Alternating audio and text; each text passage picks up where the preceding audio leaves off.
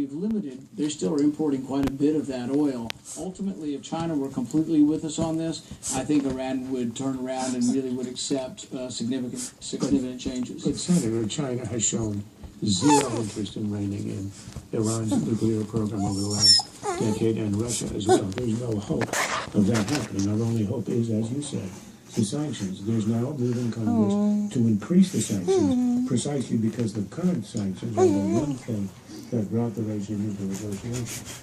Do you support or do you oppose the move in Congress right now to increase the sanctions? I haven't seen what the sanctions are yet, but what I would say is that I am a little bit concerned about having new sanctions in the middle of negotiations, whether that leads to more negotiation or less negotiation, and I think there's at least a reasonable argument that adding new sanctions, and I've supported every one of the sanctions so far, but adding new sanctions in the middle of the negotiation is a good idea that scares them away from the table.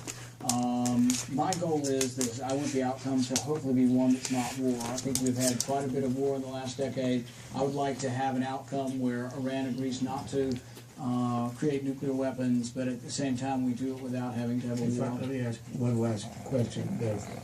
If the negotiations collapse, if the Iranians either walk away or they violate, or it simply doesn't proceed, are you prepared as a last resort, with Iran about to go nuclear, would you be prepared, if you were the president, to order a military strike as a way to prevent that outcome? I would say all options would be on the table, and that would include military.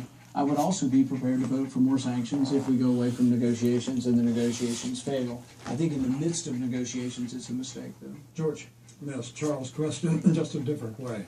The president has been very specific, saying, my policy is not containment of a nuclear Iran.